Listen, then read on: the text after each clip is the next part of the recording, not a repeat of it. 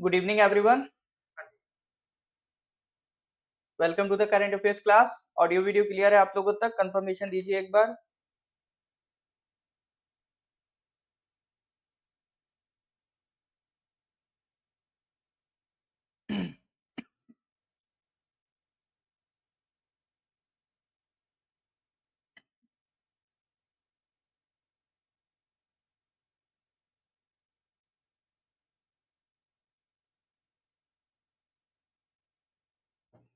Okay,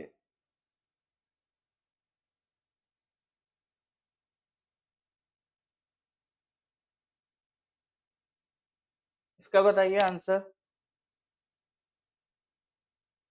66 questions कर लिए थे पिछली क्लास तक, उसके आगे आज स्टार्ट करेंगे, ठीक है? तो बट जो पहले क्वेश्चंस करे थे एक बार उसके आंसर बताइए रिवीजन के तौर पे। ये सुल्तान अजलन शाह ट्रॉफी किसने जीती है? मेंस हॉकी टीम में सुल्तान अजलन शाह ट्रॉफी कौन जीता है सर? चार ऑप्शन है sir, Pakistan, south Korea, Japan, New Zealand.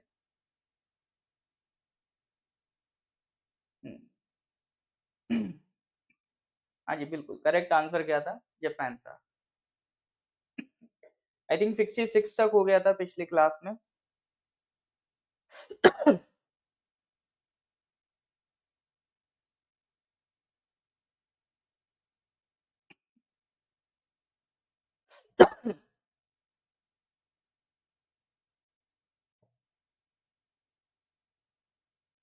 हाँ जी, ये सी डॉट वाला क्वेश्चन था। निधि स्कीम, निधि कितना 10 लाख का दिया है, तो यहाँ तक हम लोगों ने कर लिया था, ठीक है।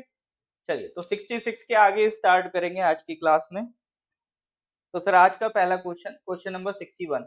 Recently which of the following tunnels has been officially recognised as the highest tunnel in the country by international book of honour England? चार टनल दी गई हैं sir, Sungal tunnel, Kandi tunnel, आपका सेलर टनल एंड आपका नौशेरा टनल। तो सवाल यह है, इनमें से कौन सी tunnel has been officially recognised as the highest tunnel in the country by international book of honour England?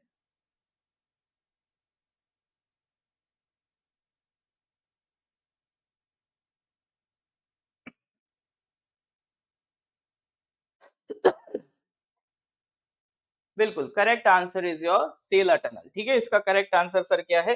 Seller tunnel है। सेलर टनल कौन सी सर? देखो, सेलर टनल आपके एग्जाम पॉइंट ऑफ व्यू से वैसे भी इंपॉर्टेंट है, क्योंकि ये आपको कहाँ देखने को मिलेगी? आपका अरुणाचल प्रदेश में, ठीक है। तो एक चीज तो आपको ये समझ में आई गई होगी, it is the highest tunnel in India. तो एक क्वेश्चन तो एज इट इज आपसे पूछा जा सकता है, which is the highest tunnel in the country? तो दैट इज सेलर टनल। अब बमला, बॉम्बिला, सेला पास, ये तीनों किधर है सर? ये तीनों पासेस आपको देखने को मिलेंगे तवांग में, ठीक है। तो अगर सेलर टनल की डिस्ट्रिक्ट आपकी पूछी जाए तो आप क्या बोल देंगे? तवांग। तो ये तवांग के रीजन को कनेक्ट करने के लिए, टाउन ऑफ तवांग, इसको कनेक्ट करने के लिए ये टनल आपका बनाई गई है ना। तो सिंपल क्वेश्चन है, एग्जाम के लिए बहुत ही इंपॉर्टेंट है, इसको ध्यान रखिएगा। अगले क्वेश्चन पे आ जाओ sir, question number 68। Recently ISRO has unveiled Mangalyaan 2। With this India is poised to become which nation to land on Mars? First, third, fifth, second? Question number 2 का आंसर बताइए।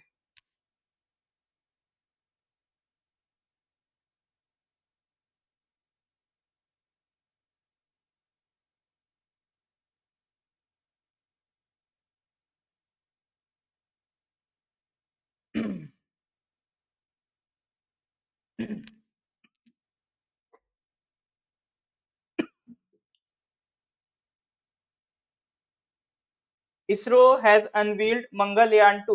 With this, India is poised to become which nation to land on Mars? First, third, fifth या फिर आपका second? Correct answer is third, ठीक है। तो देखो, अभी मंगलयान जो मिशन था 1.0, वो क्या था सर? एक मार्स ऑर्बिटर मिशन था। उस पे हमने क्या करा था, जो मार्स प्लैनेट है उसके अराउंड एक सैटेलाइट ऑर्बिट कराई थी, जिससे मार्स की जानकारी हमें मिल सके। वो था सर मंगलयान, मंगलयान मिशन था, और उसका एक और नाम था मार्स ऑर्बिटर मिशन माउंट। अब इसका सेकंड वर्जन लॉन्च किया जा रहा है, सेकंड वर्जन कैसा होगा सर, जैसे चंद्रयान था, चंद्रयान 1.0 में क्या था, चांद के अराउंड हमने सैटेलाइट लगाई। 2.0 में हमने कोशिश की थी एक रोवर, लैंड रोवर चांद पे भेजेंगे, बट वो फेल हो गया। बट सेम चीज हमने चंद्रयान 3.0 मिशन में सक्सेसफुली अचीव की। यहाँ पर भी यही होगा आपका। मंगलयान पे तो हमने ऑर्बिट करा दी सैटेलाइट। अब जो मंगलयान 2.0 होगा उसमें हम एक रोवर यानी गाड़ी भेजेंगे, जैसे आपका चंद्रयान 3.0 में भेजा उसी तरह से मार्स पे भेजेंगे, ताकि वहां के सैंपल्स वगैरह लिए जा सके और ज्यादा डेप्थ में मार्स के बारे में जानकारी जुटाई जा सके, है ना। तो that will be the Mangalyaan 2.0। क्या भारत पहला कंट्री होगा ऐसा करने वाला? नहीं सर, भारत होगा third country. ISRO is gearing up for a landmark mission to that aims to land a rover and helicopter on Mars। ठीक है, Mangalyaan 2 it seeks to place India alongside the US and China. इससे पहले ये mission कौन कर चुका है sir? US कर चुका है, चाइना कर चुका है। India will be the third country to achieve this mission, है ना। तो ये दो बातें ध्यान रखिएगा, मंगलयान 2.0 से रिलेटेड पहली चीज रोवर भेजेंगे, दूसरी चीज आपका India will be the third country अगर हम इसको कर ले जाते हैं। बात समझ पा रहे हैं सर? हाँ जी, क्लियर है कि नहीं सर? कोई डाउट है तो बताइए। वालेकुम सलाम तागम जी, आप लेट हो गए, कोई दिक्कत नहीं। अभी 5 ही मिनट हुए हैं, वैसे आज थोड़ा सा जल्दी चल गई क्लास। 5 मिनट में 2 सवाल बैक टू बैक हमने कर लिए हैं। अब थोड़ा सा स्पीड में चलेंगे। जो हेड कांस्टेबल वाले हैं खास तौर से वो ज्यादा स्पीड में रहेंगे। अब एक ही हफ्ता उनके पास और बचा है, अगले हफ्ते उनका एग्जाम है। तो एग्जाम की वजह से रिवीजन क्लासेस हमने स्टार्ट कर दी हैं। आज पॉलिटी की आपकी क्लास हुई थी, वो कल भी होगी। कल करंट अफेयर्स ही होगा 7 PM पे, कल आपका रिवीजन क्लास होगी, है ना। फिर संडे में, सैटरडे में सर वही दोपहर में करेंगे, कोशिश करेंगे सैटरडे में करंट अफेयर्स क्लास आपके लिए लूं मैं। I will try.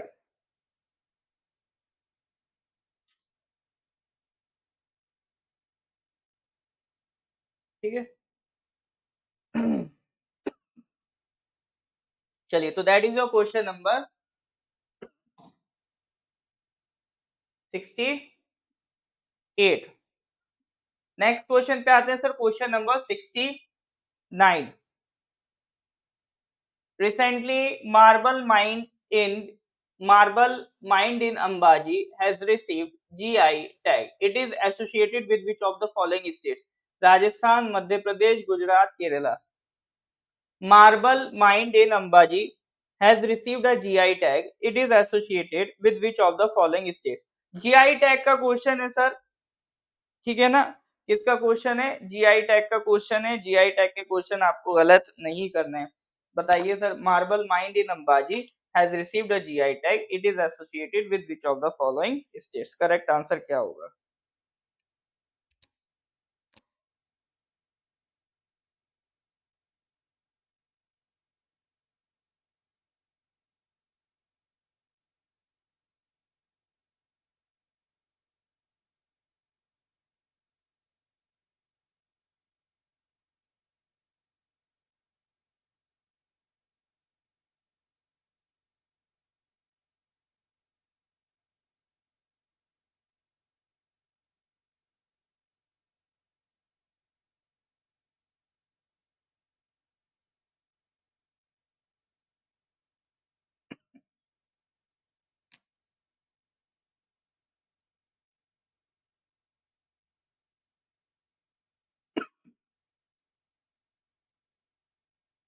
Sorry, marble mind in Ambaji has received a GI tag, it belongs to which of the following states? ये गुजरात में, ये एक्चुअली जो अंबाजी है वो डिस्ट्रिक्ट ही गुजरात में है। तो ये जीआई टैग कहाँ का है सर?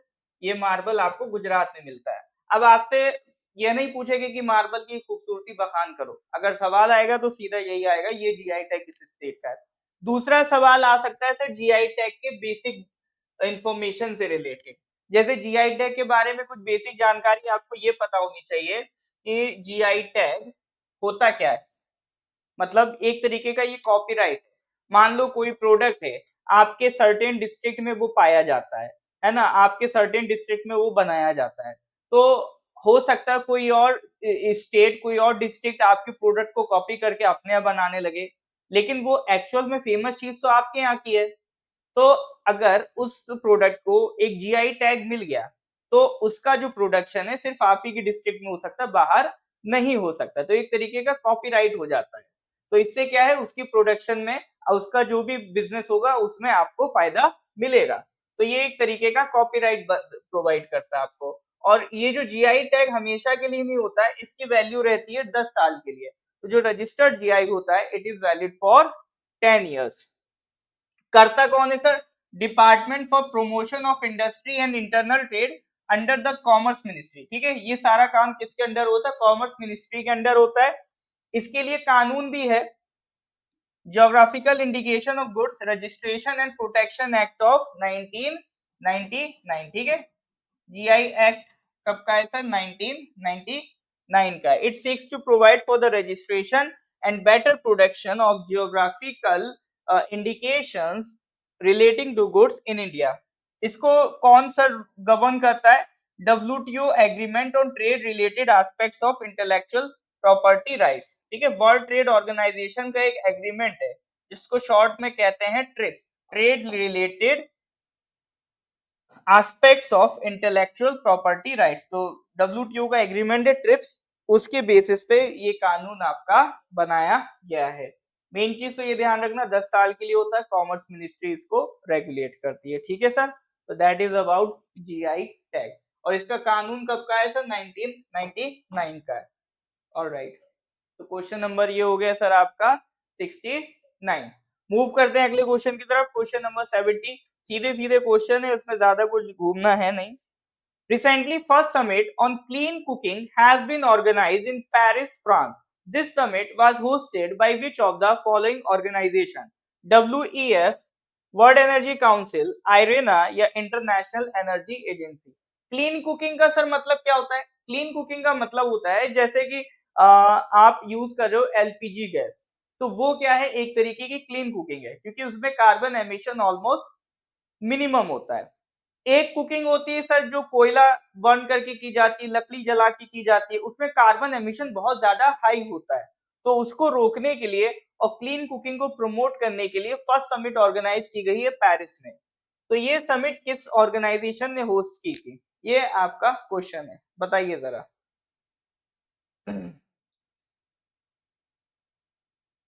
तो इसमें आपको सी और डी में थोड़ा डाउट हो सकता है कि क्लीन कुकिंग में हो सकता है रिन्यूएबल एनर्जी यूज कर रहे हो, लेकिन एलपीजी से रिन्यूएबल एनर्जी में नहीं आता है। अगर क्लीन कुकिंग में उसे काउंट कर रहे हो तो वो रिन्यूएबल एनर्जी में तो नहीं आता है। तो एज सच आयरेना वर्क कर रहा होगा, इसके चांसेस काफी कम हो जाते हैं। तो ज्यादा बेस्ट ऑप्शन अगर आप देखोगे तो वो सी नहीं है। तो वो क्या होगा सर? आपका डी होगा, इंटरनल एनर्जी एजेंसी। तो ये किसने होस्ट किया सर? आपका इंटरनल एनर्जी एजेंसी ने ये आपका समिट होस्ट की। ठीक है, तो against major health and environmental issues in Africa caused by traditional cooking methods. अब देखो, एक इंटरनेशनल ऑर्गेनाइजेशन है सही, इंटरनेशनल एनर्जी एजेंसी। इसका क्या पता होना चाहिए? हेडक्वार्टर जरूर पता होना चाहिए। कोई भी इंटरनेशनल ऑर्गेनाइजेशन आप देखते हो तो सबसे पहली चीज हम क्या देखते हैं सर? उसका हेडक्वार्टर। तो इंटरनेशनल एनर्जी एजेंसी, उसका हेडक्वार्टर क्या है सर? आपका पेरिस, फ्रांस। तो it works with governments and industry to shape a secure and sustainable energy future for all. इसका मतलब मेन पर्पस ये रहता है कि दुनिया भर में जो एनर्जी की सप्लाई है ना, आपका वो मेंटेन रहे। लोगों को मतलब ऐसा ना हो किसी एक कंट्री में एनर्जी है ही नहीं। एनर्जी जैसे कि बिजली इंडस्ट्रीज रन करने के लिए चाहिए, हाउस होल्ड्स रन करने के लिए चाहिए। तो इसका बेसिक पर्पस यही है। तो इसका हेडक्वार्टर अगर आप पूछोगे तो वो कहाँ पर है सर? Paris, France. तो इसीलिए समिट भी आप देख रहे हो कहाँ पर हो रही है? पेरिस, फ्रांस में हो रही है। तो ये सबसे ज्यादा इंपॉर्टेंट है, इसका आपको क्या ध्यान रखना है? हेडक्वार्टर्स ध्यान रखना है। ठीक है sir, alright. Is that clear और नॉट? बात समझ पा रहे हैं कि नहीं समझ पा रहे हैं? कोई डाउट है तो बताइए सर। क्लियर है तो गिव मी थम्स अप, कोई डाउट होने से बताइए।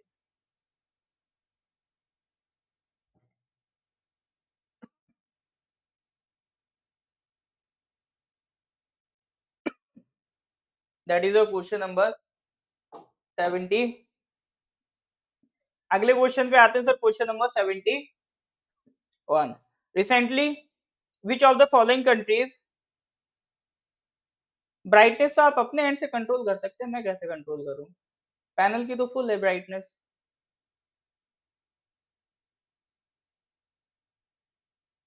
Recently, which of the following countries has been declared as the host of 2027 Women's World Cup? Belgium, Spain, Brazil, Netherlands. Which of the following countries has been declared as a host of 2027 Women's World Cup? हाँ जी sir, बताओ sir. Sports से related question है sir, sports से related question कभी अपन छोड़ते नहीं है। बताइए जरा, ब्राजील आंसर आ रहा है, और लोग बताइए क्या आंसर होगा।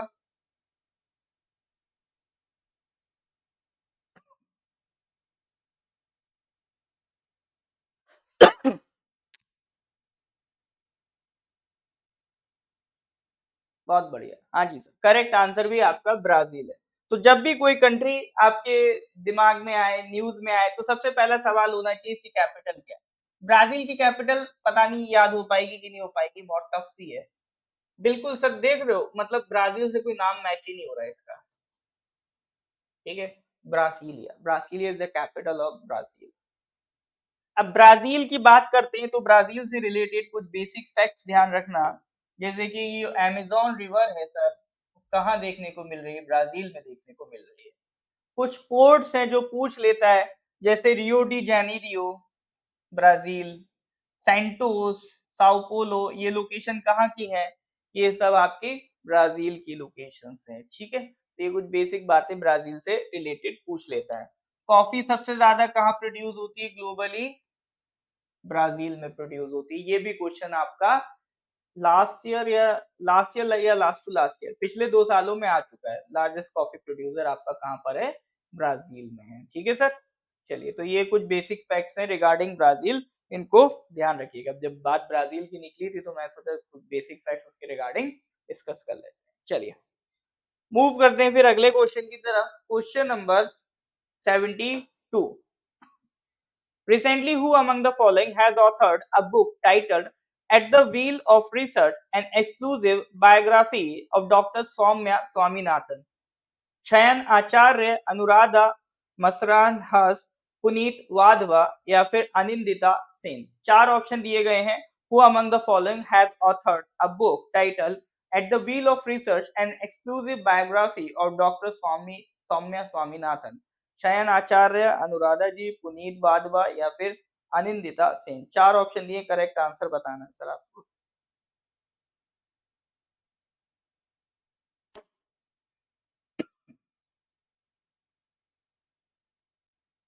पूरा पीडीएफ ही है सर।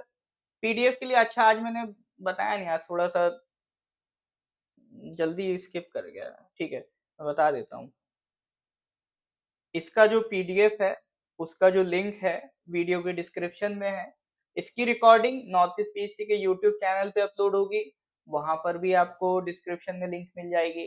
फिर भी नहीं मिलती है, मेरे को व्हाट्सएप कर देना, व्हाट्सएप नंबर नहीं है, लास्ट में मैं दे दूंगा, है ना।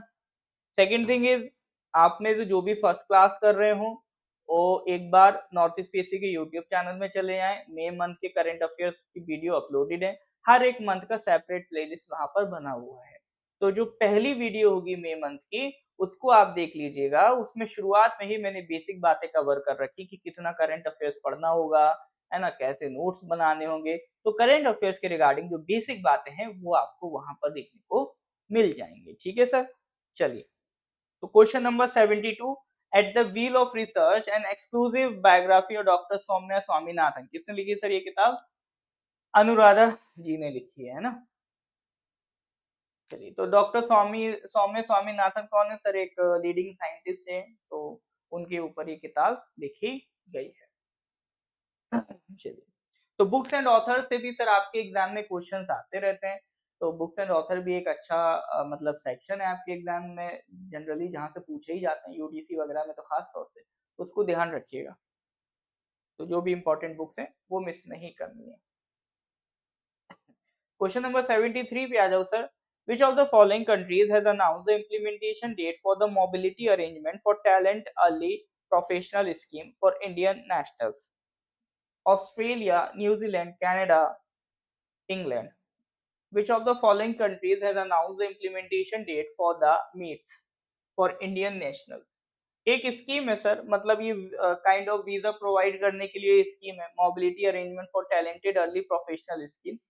तो इंडियंस के लिए ये स्कीम है. सवाल ये है कौन सा एक कंट्री लेके आया है, ऑस्ट्रेलिया है लाया है कि न्यूजीलैंड लाया है कि कनाडा लाया है कि आपका इंग्लैंड लाया है. एक्चुअली उस कंट्री ने इसकी इम्प्लीमेंटेशन डेट अनाउंस करी है.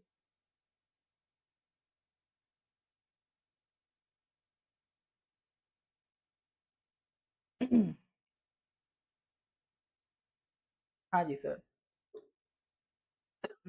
Which of the following countries has announced the implementation date? Australia, New Zealand, Canada, England. जो भी कंट्री तुक्का मारो उसका कैपिटल भी बताना.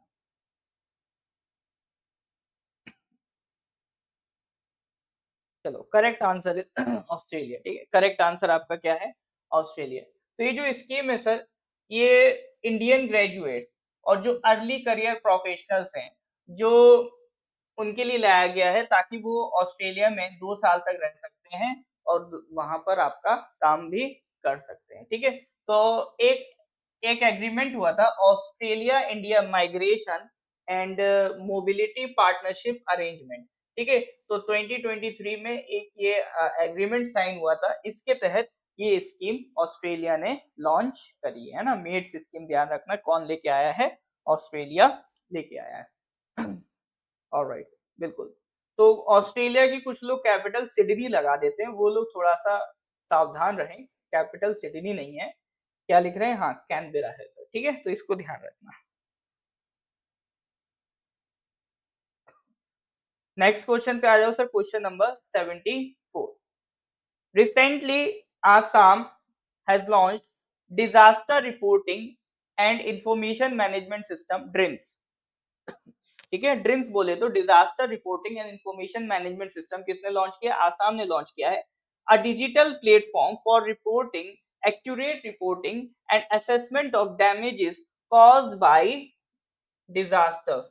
It is developed in collaboration with which of the following organization? ठीक है, disaster reporting and information management system Assam ने लॉन्च किया है. A digital platform for accurate reporting and assessment of damages caused by disasters. It is developed in collaboration with which of the following organization?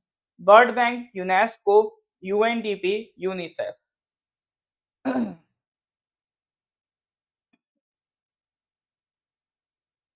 बताइए sir.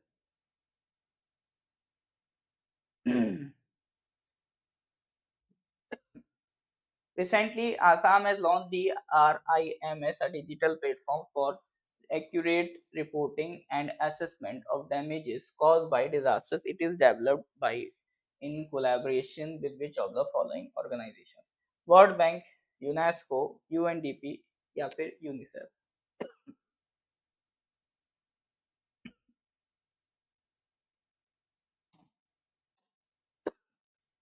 Correct answer is UNICEF. ठीक है, correct answer is UNICEF. मतलब ये है क्या sir? एक management system है. तो डिजास्टर्स जो भी आपका मतलब डैमेज कर रहे हैं उसका एक प्रॉपर एक रिपोर्ट बन रही है. तो उसका एक मैनेजमेंट सिस्टम ये है. तो किसके साथ कोलैबोरेट होके बन रहा है? यूनिसेफ के साथ कोलैबोरेट होके. अभी कुछ टाइम पहले भी हमने यूनिसेफ के बारे में बात करी थी. अब यूनिसेफ जैसे ही सर वर्ड आता है, कोई भी इंटरनेशनल ऑर्गेनाइजेशन आती है, सबसे पहला काम तो ये होता है, ये पता करो कि इसका हेडक्वार्टर कहाँ पर है. ठीक है, सबसे पहला काम अपना क्या है सर? ये पता करना कि इसका हेडक्वार्टर कहाँ पर है. तो सर यूनिसेफ का तो हेडक्वार्टर है आपका न्यूयॉर्क में, है ना. पहली चीज, न्यूयॉर्क में हेडक्वार्टर है यूनिसेफ. और यूनिसेफ किसके लिए काम करती है सर? बच्चों के लिए काम करती है. ये बनी थी as a UN international children emergency fund. UN international children emergency fund. बाद में इसका नाम बदल के हो गया यूएन चिल्ड्रन फंड. नाम बदल गया बट फुल फॉर्म फिर भी क्या रह गई? यूनिसेफ रह गई. ठीक है, इनको नोबेल प्राइज भी मिल चुका है सर. नोबेल प्राइज भी मिल चुका है 1965 में. तो ये 2-3 बातें ध्यान रखना, यूनिसेफ की फुल फॉर्म, यूनिसेफ का हेडक्वार्टर और यूनिसेफ को नोबेल प्राइज मिला था 1965 में। ये 2-3 बातें ध्यान रखेंगे regarding UNICEF. Is that clear और नॉट? हाँ जी सर, यहाँ तक कोई डाउट है तो बताइए। सब चंगा से?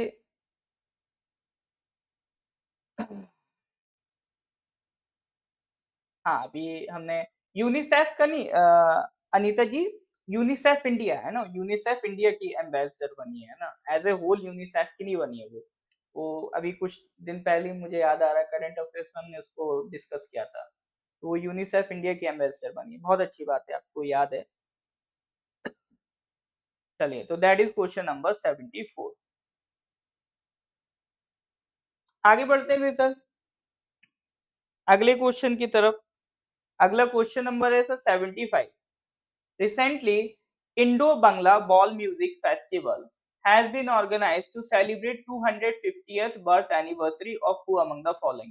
राजा राम मोहन रॉय, फकीर लल्लन शाह, अब्दुल हलीम बुखारी या काजी नजरुल इस्लाम। 4 ऑप्शन दिए गए हैं। Indo Bangla Baul music festival has been organised to celebrate 250th birth anniversary of who among the following. बताइए सर, इसका करेक्ट आंसर क्या होगा? Question number 70।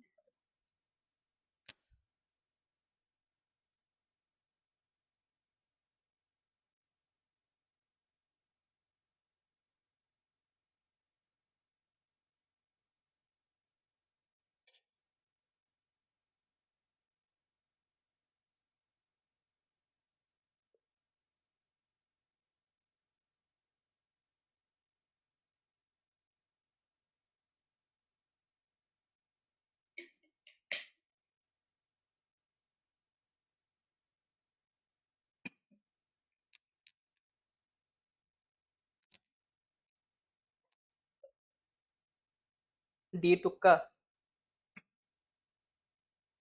ये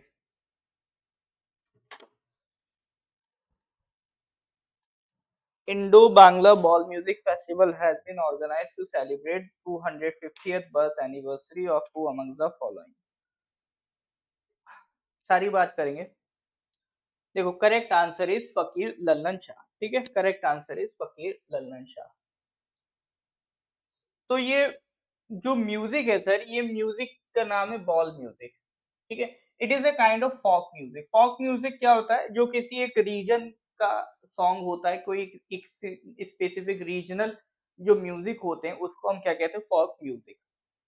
तो ये आपका जो बंगाली है, आपका बांग्लादेश और वेस्ट बंगाल वाला जो रीजन है, ठीक है, क्योंकि बंगाल, वेस्ट बंगाल हो या जो बांग्लादेश हो, वहां पे एथनिसिटी तो सेम ही है सर।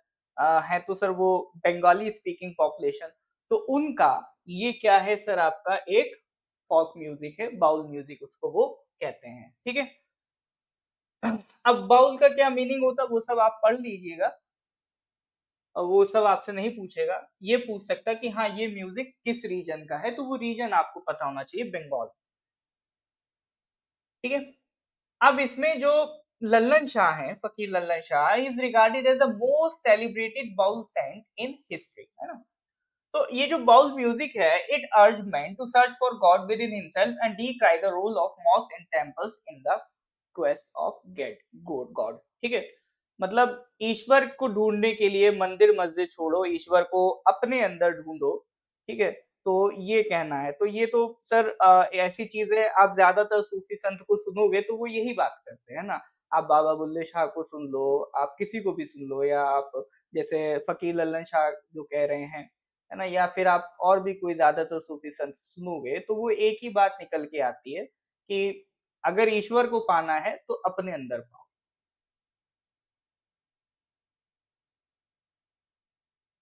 जैसे एक मैंने कुछ दिन पहले एक लाइन पढ़ी थी कि अगर ईश्वर को ढूंढोगे तो अपने आप को पालोगे, अपने आप को ढूंढोगे तो ईश्वर को पालोगे। तो उसी तरह की चीज यहाँ पर कही जा रही है। ठीक है, चलिए, तो बाकी फकीर लल्लन शाह के बारे में पढ़ना हो तो इंटरनेट है सर, आराम से पढ़ सकते हैं आप, है ना। अपने काम के एग्जाम की बात हमने कर ली। चलिए सर, तो दैट इज क्वेश्चन नंबर 75। आगे बढ़ते हैं, क्वेश्चन नंबर 76 पे आते हैं।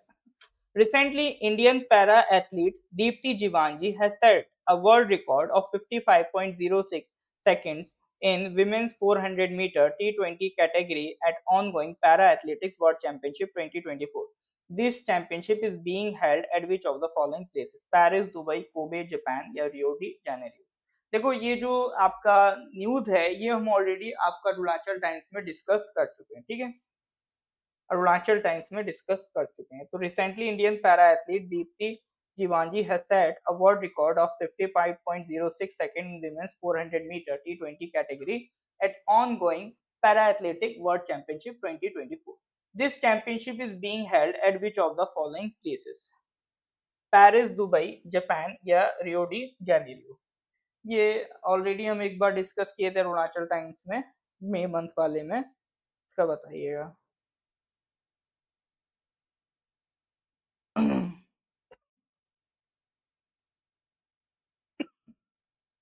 Correct answer is Japan. Kobe, Kobe मतलब जगह है सर, कहाँ की? जापान की, ठीक है। अच्छा, ये जो पूरी पैरा एथलेटिक चैंपियनशिप हुई थी, इंडिया ने कितने मेडल जीते? 17 मेडल्स जीते, जिसमें से 6 क्या थे? गोल्ड थे, है ना। ये चीज जरूर ध्यान रखना। हमने पूरी पैरा एथलेटिक चैंपियनशिप में 17 क्या जीते सर? मेडल जीते, जिसमें 6 गोल्ड थे। और दीप्ति जीवांजी जो आपका न्यूज में थी, ठीक है, जिनके रिलेटेड क्वेश्चन था, उनका फोटो भी लगा दिया है। चलो जी, तो that is your question number 76।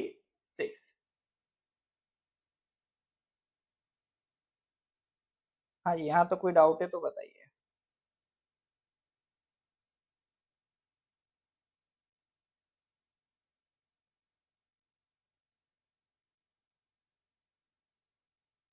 चलिए सर, ठीक है, तो आज यहीं तक करते हैं। इसके आगे के क्वेश्चन हम फिर अगली क्लास में कंटिन्यू करेंगे।